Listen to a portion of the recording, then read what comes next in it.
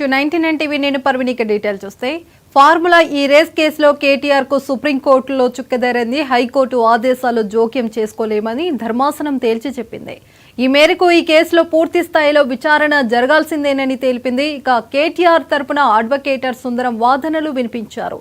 ఇది పూర్తిగా రాజకీయ కక్ష సాధింపు కేసు అని, ఇందులో ₹1 అవినీతి కూడా జరగలేదని వివరించారు. కేటీఆర్ అభ్యర్థనను తిరస్కరించడంతో క్వాష్ పిటిషన్ వెనక్కి తీసుకున్నారు.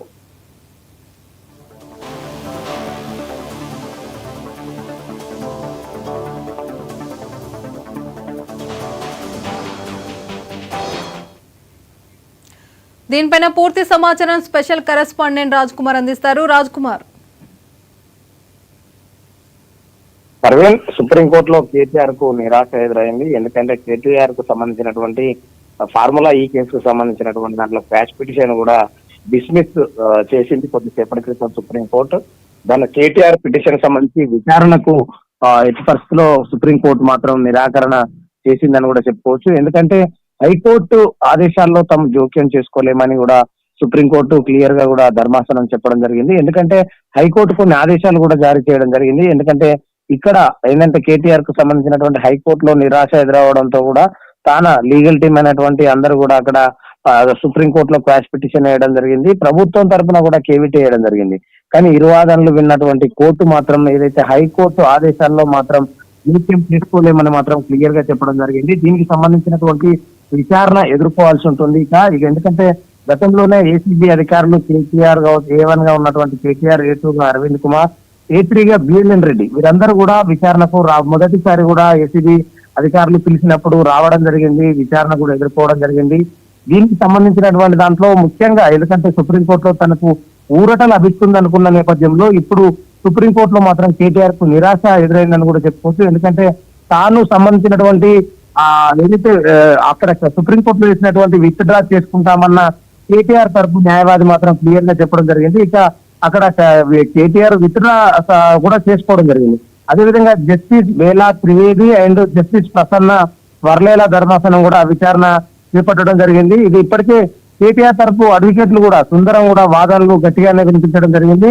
ఇది పూర్తిగా రాజకీయ కక్ష సాధింపు కేసు అని కూడా అడ్వకేట్ సుందరం కూడా వాదించినప్పటికీ మాత్రం సుప్రీంకోర్టు మాత్రం క్వాష్ పిటిషన్ కూడా నిరాకరించడం జరిగింది.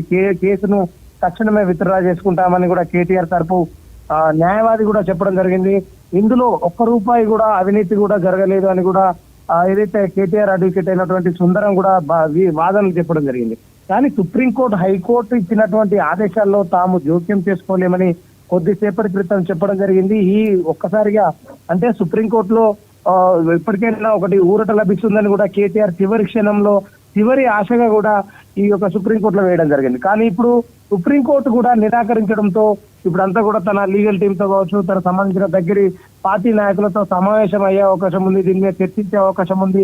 ఎందుకంటే ఇప్పటికే ఏసీబీ అధికారులు విచారణ వేగవంతం చేయడం జరిగింది. దీనికి సంబంధించినటువంటి దాంట్లో అందరూ అంటే దీనికి సంబంధించి ఇప్పటికే ఏసీబీ అధికారులు కావచ్చు, ఈడీ కూడా ఈ నెల 17వ తారీఖు ఈడీ రమ్మంది. దానికి సంబంధించి అన్ని కూడా పూర్తిగా వివరాలు, ఎందుకంటే మనీ లాండరింగ్ సంబంధించినటువంటి కావచ్చు, ప్రేమ ఉల్లంఘన కావచ్చు, ఇవన్నిటిపై కూడా ఇప్పుడు లోతైన విచారణ జరగనుంది. ఎందుకంటే ఇప్పటి వరకు కూడా సుప్రీంకోర్టుకు వెళ్ళి తన గత చివరి ఆశగా కూడా దాంట్లో ఒక పిటిషన్ వేయడం జరిగింది. కానీ అక్కడ కూడా నిరాశ ఎదుర్కోవడంతో ఇప్పుడు తప్పని పరిస్థితుల్లో విచారణకు ఎదుర్కోవాల్సిందే.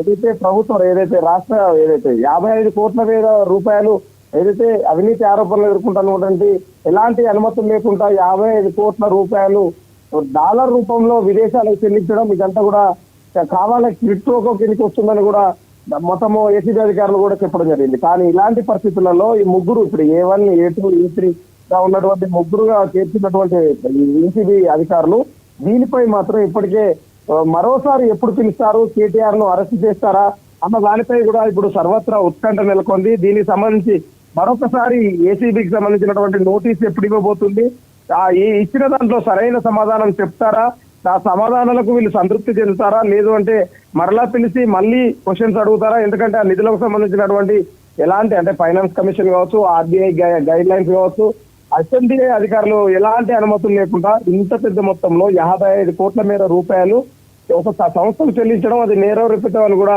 చెప్పడం జరిగింది.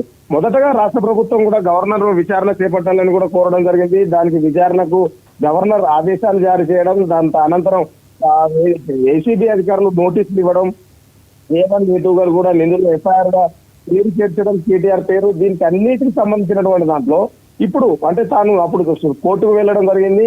కోర్టు మొదటగా కూడా కొంచెం ఊరటన లభించింది కేటీఆర్ సంబంధించి. మళ్ళా రెండోసారి కూడా విచారణ ఏదైతే తాము తీర్పిచ్చే వరకు కూడా ఎలాంటి చర్యలు తీసుకోవద్దని కూడా కోరడం జరిగింది. అది మళ్ళీ తర్వాత మూడోసారి మాత్రం ఎట్టి పరిస్థితుల్లో ఇలా అంటే పూర్తి ఆధారాలు ఏసీబీ అధికారులు కావచ్చు, రాష్ట్ర ప్రభుత్వం సంబంధించినటువంటి ఆధారాలు పూర్తిగా సమర్పించడంతో కూడా కోర్టు ఏకీభవించినటువంటి కోర్టు ఇప్పటికే కేటీఆర్ కు సంబంధించినటువంటి అప్పుడు కొన్ని ఆదేశాలు జారీ చేయడం.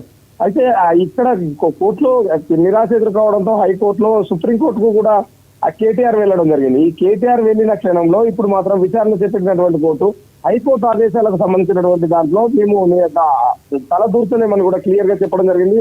తక్షణమే కూడా కేటీఆర్ తరపు న్యాయవాది కేసుకు సంబంధించిన క్యాష్ పిటిషన్ కూడా విత్డ్రా చేసుకుంటా అన్నట్టు కూడా ప్రకటించడం జరిగింది. కానీ ఇప్పుడు ఏది ఏమైనా కూడా కేటీఆర్ కు మళ్ళీ ఏసీబీ కావచ్చు, ఈడీకి సంబంధించినటువంటి ఎప్పుడు పిలుస్తారు, ఏ విచారణ ఎదుర్కొంటారు, కానీ ఇది విచారణ చేసే సమయంలో సరైన సమాధానం చెప్పకుంటే అరెస్ట్ చేసి రిమాండ్ తరలిస్తారా అన్న ప్రశ్నలు ఇప్పుడు కొత్తగా కూడా ఉత్పన్నమవుతున్నాయి.